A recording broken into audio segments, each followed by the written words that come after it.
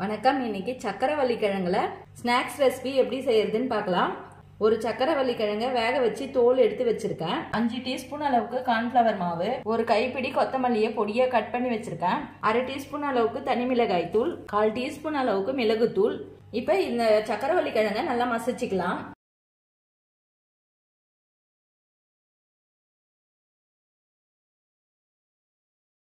கால் teaspoon அளவுக்கு salt சேர்த்துக்கிறேன்.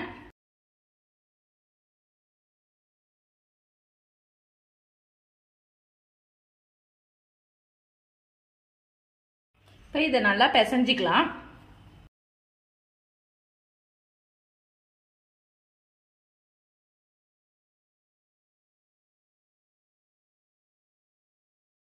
நல்லா பிசைஞ்சு வச்ச மாவை திரட்டி எடுத்துக்கலாம்.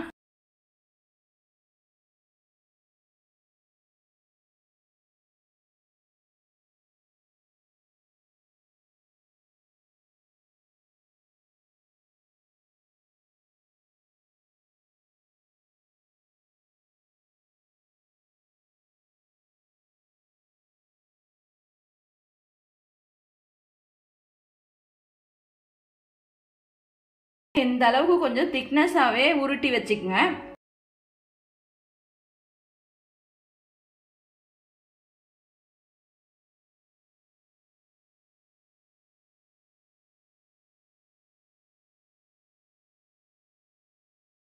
ஒரு பீஸா எடுத்து வச்சுக்கலாம்.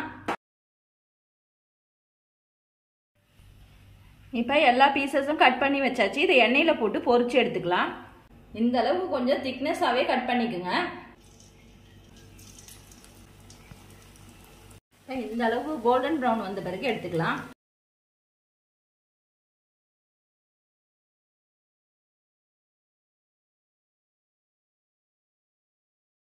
இந்த ஸ்நாக்ஸை நீங்களும் வீட்டில் செஞ்சு பாருங்க. செஞ்சு பார்த்துட்டு எப்படி இருந்துச்சுன்னு சொல்லுங்க. லைக் பண்ணுங்க, ஷேர் பண்ணுங்க, கமெண்ட் பண்ணுங்க, சப்ஸ்கிரைப் பண்ணுங்க.